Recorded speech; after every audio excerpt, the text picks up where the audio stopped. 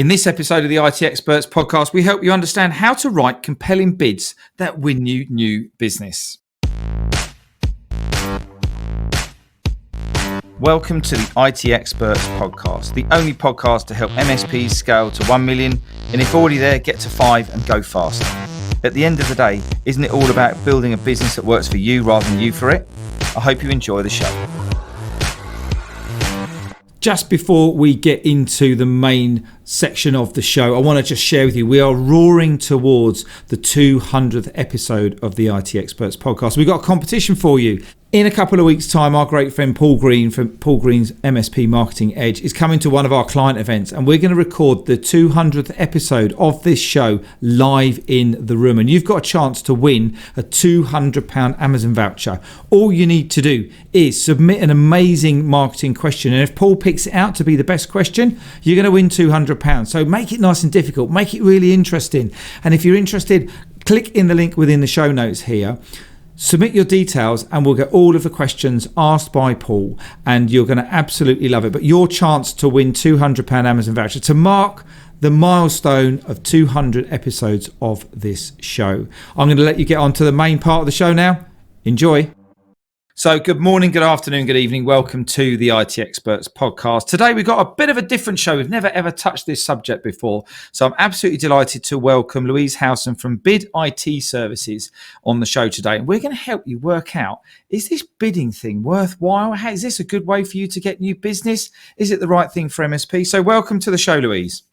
Thank you. Thanks very much, Ian. Great to be here. So what we want to cover off today is we want to cover off this whole bidding thing. Is this bidding thing worthwhile? Is it worthwhile tendering the amount of time and everything like that for the average MSP? Now, we met up at the MSP show earlier on this year and we got chatting, and you had a chat with some of the team as well. And I thought, wow, that would be really cool to get someone who's expert in bidding with IT and technical services to just tell us if we've got to do this thing or not. So this could be a really short podcast and it could be quite a long podcast, but I don't think it is.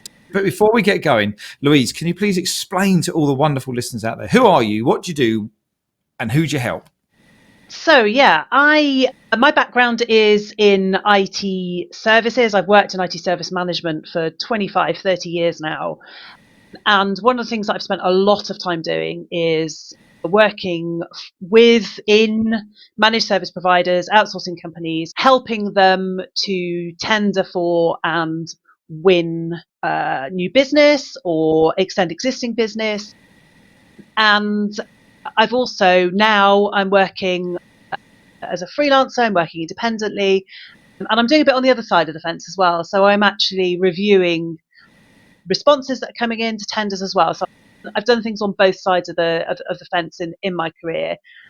And writing is something that I really enjoy doing, and I love helping other people to do it as well. Fantastic. So if we now laser focus this episode in, most of the MSPs who are going to be listening to this podcast they're not going to be the lifestyle MSPs. So anything from like kind of 250 all the way up to 5, 6, 7 million who've got multiple teams.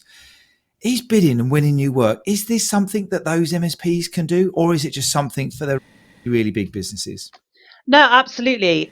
It's definitely something that smaller MSPs can do as well. You may think, and historically there's been a lot of focus on the kind of really large scale bids. You hear about the things that go wrong. You hear about those large bids and the massive amounts of money, the millions of pounds, the delays. You hear about the likes of Fujitsu and other companies like that who bid for things, can't deliver it, and then end up in the news. And that potentially puts a fear up people because they think it's a really risky process and it's very costly. But there's an awful lot of work out there that is much smaller, and the relationships that can be established in the public and in the private sector, where you can really build great businesses if you bid for the work. And it doesn't have to be anywhere near as scary, time-consuming, or risky as you may think.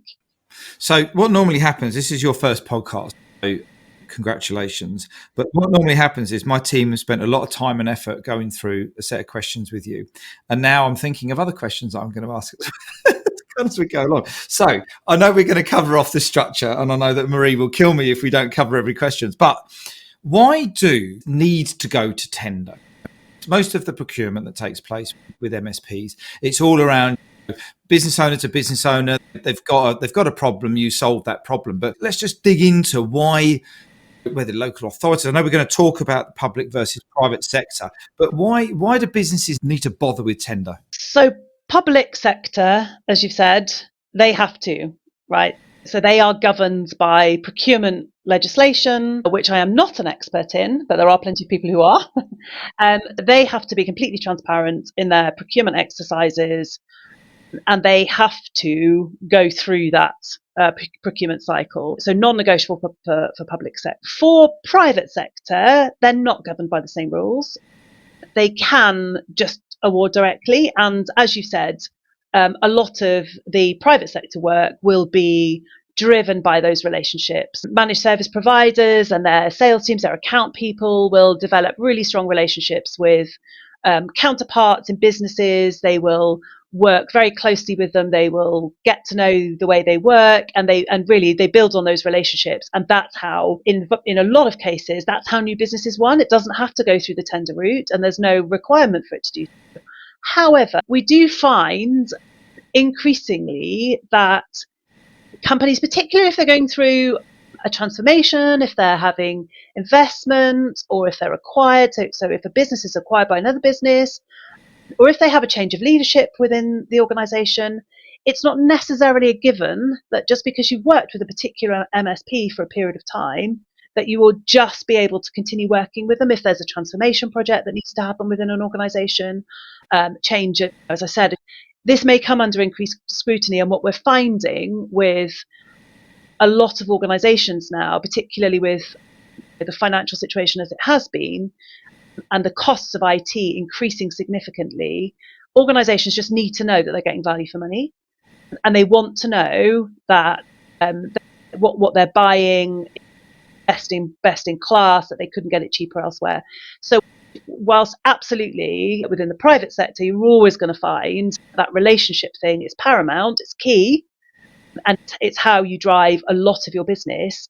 You will also find that at times there may be a requirement to submit a proposal of some description, which will not necessarily go through the same, it won't go through the same route as a public sector procurement, but it will have some of the same components and some of the same elements in it.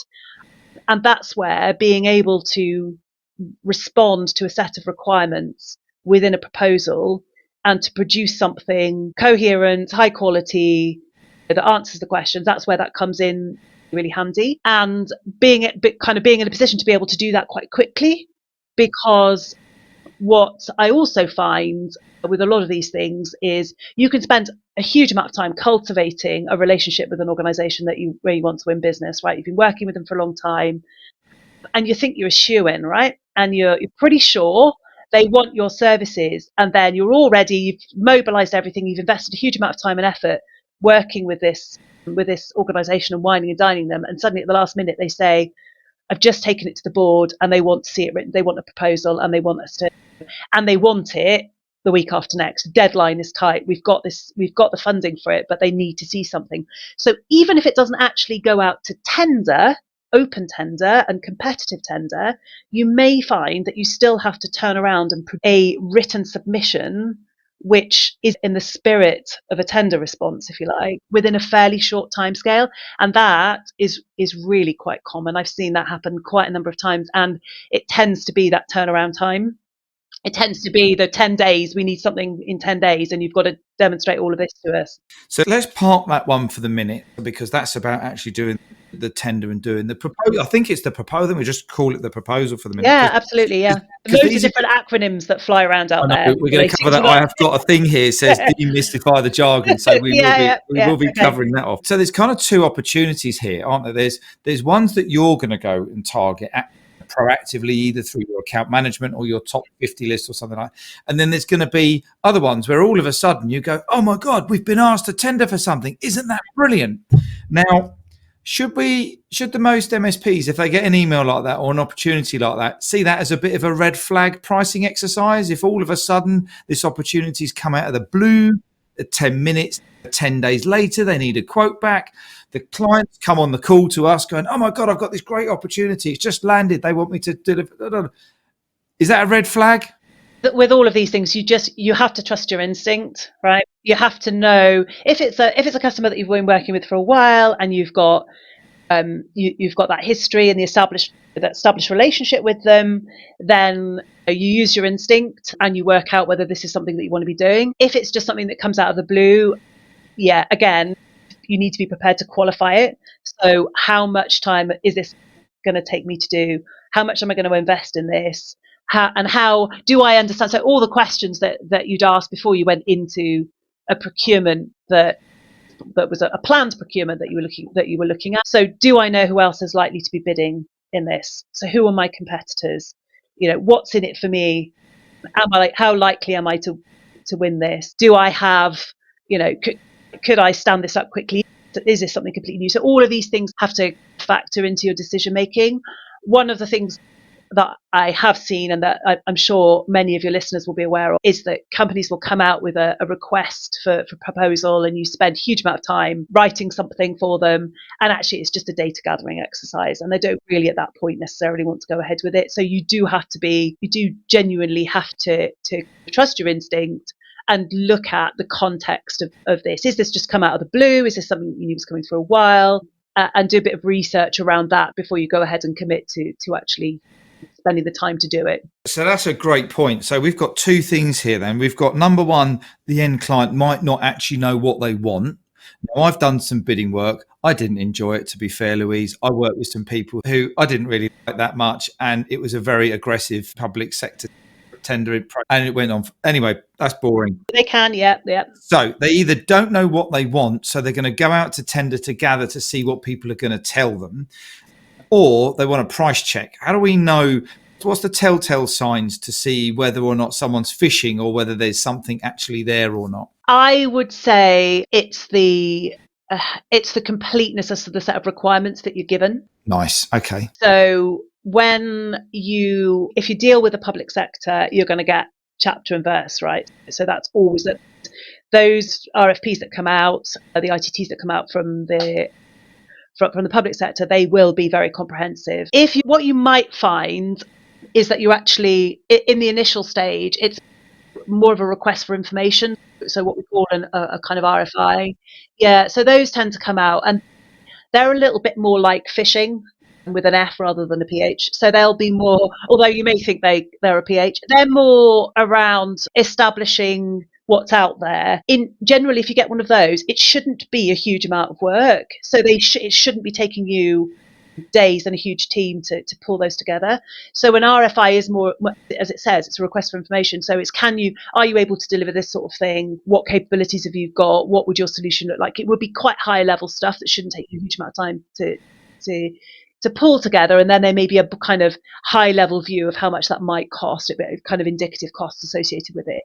But if something like that comes out and it's wanting a full proposal, that's the point at which I would be a bit suspicious, because unless they've actually nailed down what the requirements are, so what are the requirements for this service, how they want it delivered to whom, in what kind of timescales, who the other parties are that are going to be involved in it, if this is part of a wider landscape of services, all of that sort of stuff. So if the detail's not there at the outset and what you're writing is just a huge amount of stuff that you could do it like this or could do it like that, then that I would say is, I'm not saying that it's not worth going for that sort of thing, but unless you're confident and you understand the remit and the customer landscape there, those are the kinds of things where I would probably steer clear. I would say unless you have significant credentials working in that kind of industry. So if you work a lot with banks and know the landscape really well, and those services you provide in a lot, and then another one comes out, you're going to have a view of whether this is right or not. If it's something where you've never worked in that sector before and it comes out and you fancy having a go at it, I would just say just be careful with that sort of thing, because unless you've got the experience, you've got the case references, you've got evidence of where you've done this thing before in that kind of industry, you may be wasting your time and may not be worth going for it. So the good thing about the private sector is you're less restricted by questions that you can ask. So in public sector procurement, everybody has to have the same access to everything. You have a clarification question window. There's certain things you can and can't ask. And although there's freedom of information and all the rest of it, the timescales obviously quite often they don't line up with a procurement exercise. So you are constrained. With the private sector procurements, you really aren't. So you can ask questions and they can just not answer you. And that may give you everything you need to know. If you can't get feedback from the procurement team, that may tell you everything that you need to know actually about whether you want to bid for something or not. So the RFI then in private sector is quite an opportunity, isn't it? Because they could be gathering around looking for solution. And I think what you've just mentioned there is that if you find yourself solutioning in your proposal and guessing what they want, then that's a bit of a red flag because it looks like they don't want that. Don't know what they need. But many times when we were bidding, we were actually helping them craft the bid and helping them craft the proposal because they didn't really know what they wanted. It was an engineering project, so they didn't understand it. So if we're in a position where they've got a request for information, that's an opportunity because someone's come to you and sort of said, what do you think? What top tips do we have for this landscape for MSPs to stand out? So what top tips have we got to stand out from the crowd, but without giving them too much? Yeah. That they're going to go and give to someone. What a question that is. I know. That's a really tricky one.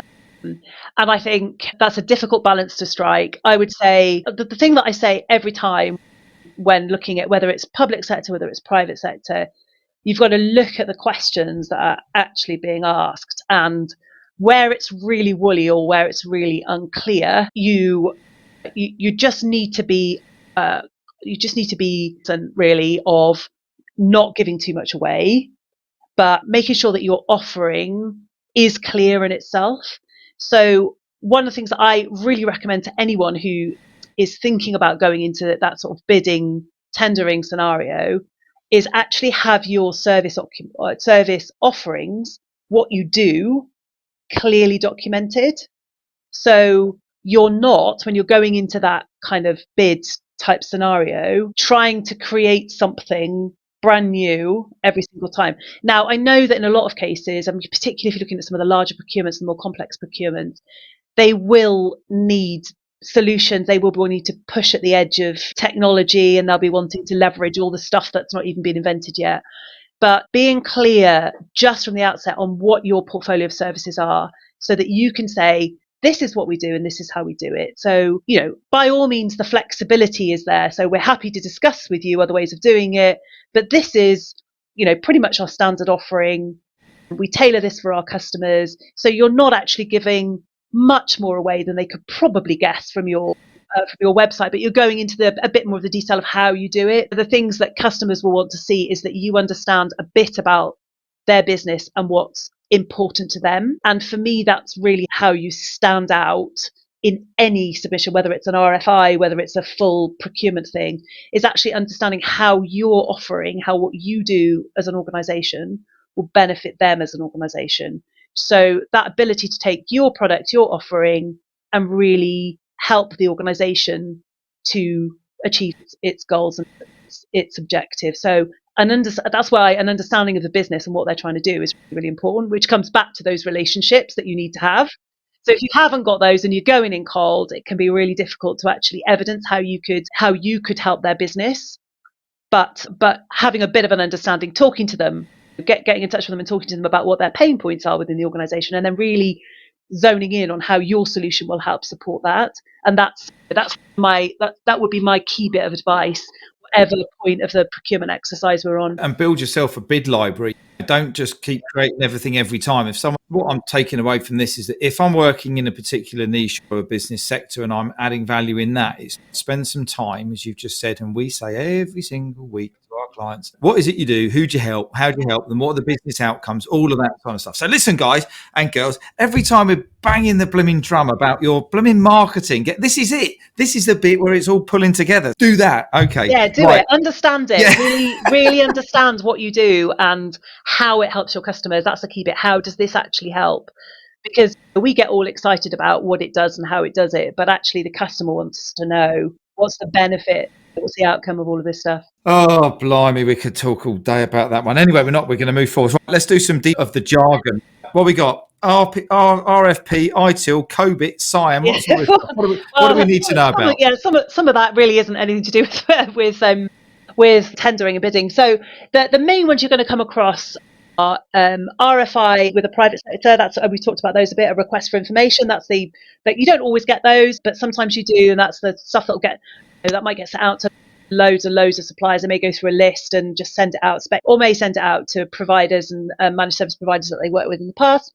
And then the RFP, that's the request for proposal, and that's the document that will come out, which should be heavier weight, which should set out the procurement timelines. It should set out what the expectations are, what the requirements are, and it'll set out it should tell you what format they want it in. It should tell you how they want the costs set out and all of that sort of stuff. So that's really on the private sector side.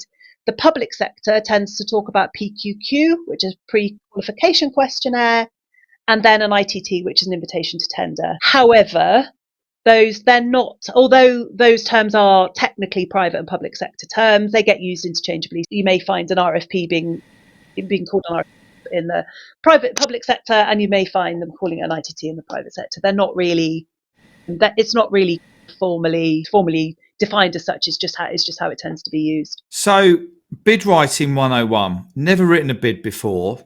What are some of the top tips? We've talked about the offering, being clear about who you are, what you do, who you help, how do you help them with their business outcomes. What are some of the things, if people have come across a bid and they've listened to this podcast and they've got, crikey, we've got this opportunity, I think we need to go for it. I've done my qualification of it. It looks like it's a good opportunity. Where do they start? What's the process that they need to follow? So I love myself a bit of process. So that's... I had a funny feeling you might. Yeah, I really do.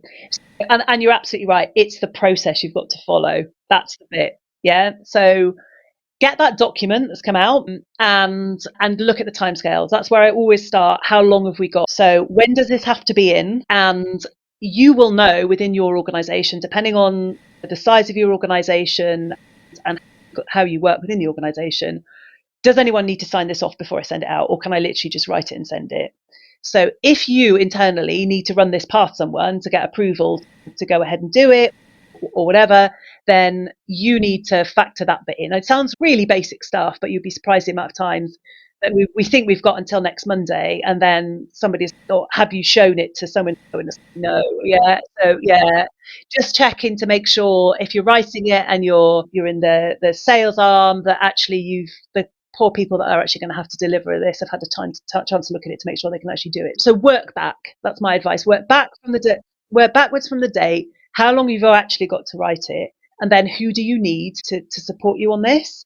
So treat it a bit like a project, really. So even before the actual PQQ comes out or the ITT comes out, whatever it is, check the timeline. So you should be able to get an indication if you're engaged with the organisation in advance. You should be able to get a bit of a timeline from them, which indicates how long, roughly, what their procurement cycle is, and then how long before they expect, how long they will take to award the contract, and then when they expect it to be mobilised. So you should have a bit of a view of that. So even before the documentation comes out, you should be able to start pulling together a bit of a plan. Make sure you've got the right people engaged in it.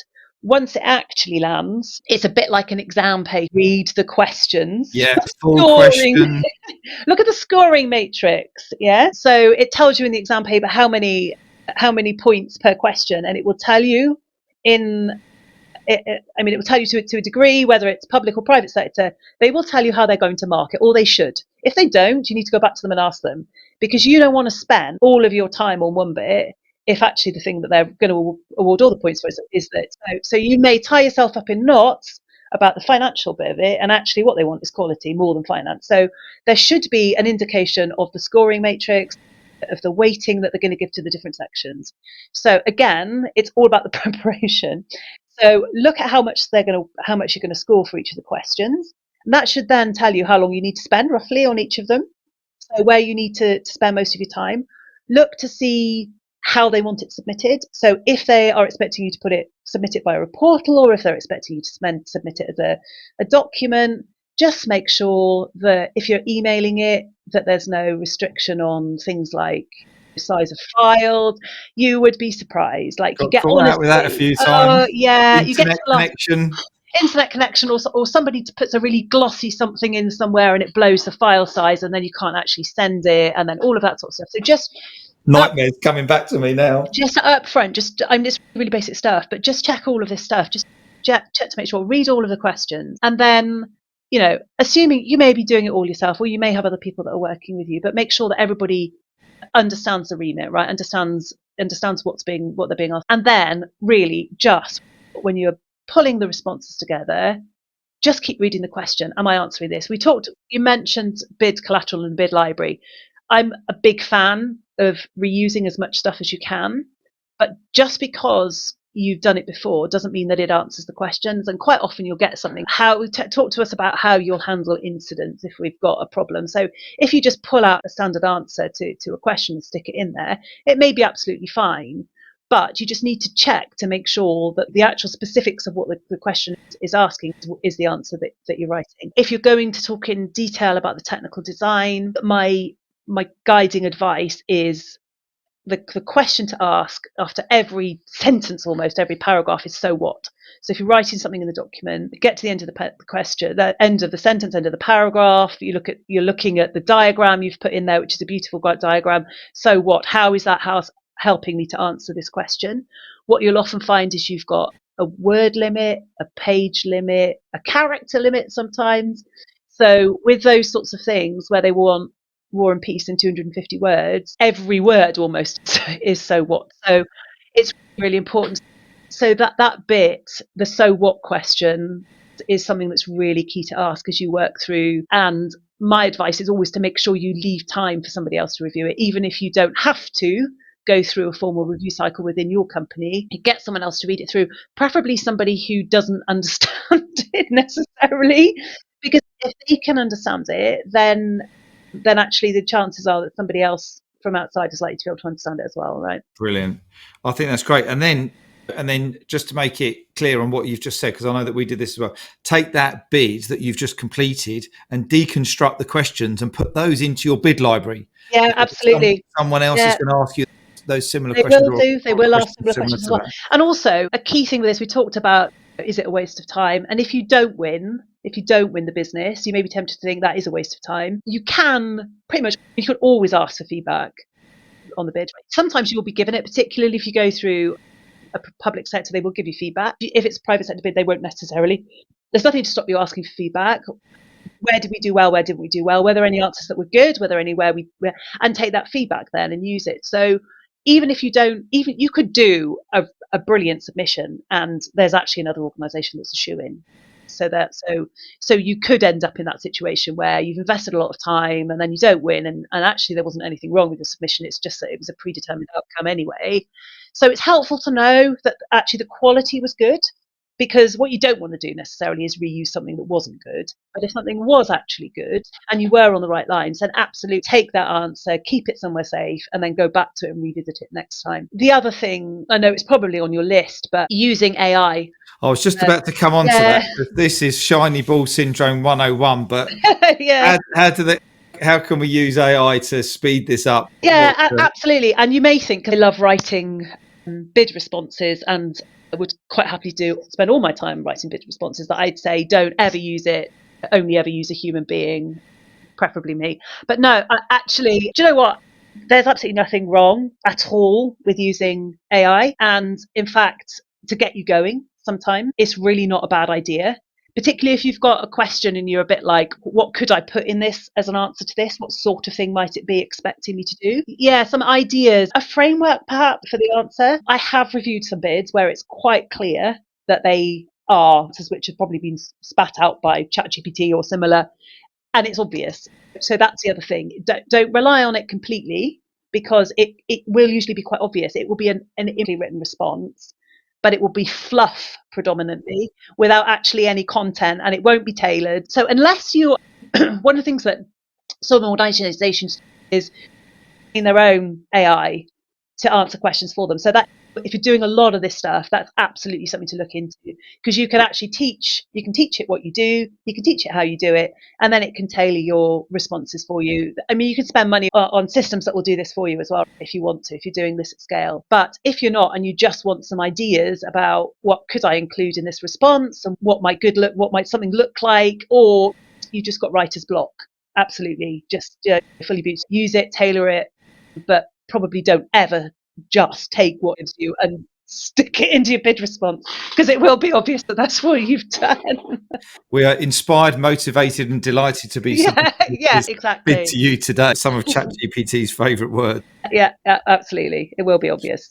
Louise, absolutely brilliant show. Thank you very much for your time today. You've brought some haunting memories back for me back in the day of doing bidding. But yes, thanks for that. Quick summary: what do people need to do coming off the back of this call if they get some opportunities, or they want to go and do some tendering or some bidding? What's the things that where should they start? So I think from what I said at the outset, trust your instincts when you get an opportunity. Don't be blinded by shiny numbers and which look too good to be true, because they may well be. If you are going to go for it, treat it like a project, work back, understand who's going to do what, and just leave yourself enough time to do it and do it justice. And if you don't win, then absolutely go back and look at lessons learned and feedback that back into the next time, if there is going to be one. That's what I would say. Brilliant. But thanks ever so much preparing and recording the show today. If people are interested in getting some help and support with their bidding and tendering, how can they get in contact with you? Yeah, so I'm on LinkedIn. You'll find me on LinkedIn. Just look for Louise Howson. There may be a few of us, but I'm the one that works for Bid IT Services.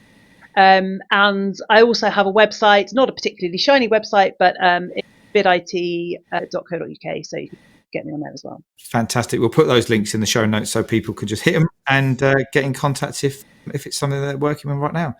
Thanks ever so much. Good luck for the rest of this year. Where are we now? Like June, July, August, June? God, crikey, I can't even remember. Summertime. Well, it's not even summer. Anyway, never mind. Great talking to you. Lovely to learn about what you're doing. And thanks very much for adding some value to the community. Good luck. Take care. I'm going to see you all soon. Wait, just before you go, and if you're curious about how this episode links with the ability to scale your MSP to $1 million, or if you're already there, accelerate to 5, then we want to invite you to come and take the MSP Mastery Quiz.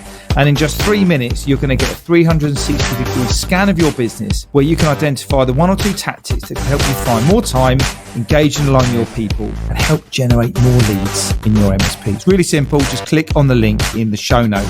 And if you have enjoyed this episode, we'd love to get some feedback from you by means of a rating, review on Spotify or iTunes or your podcast platform of choice. We really appreciate every single one of them.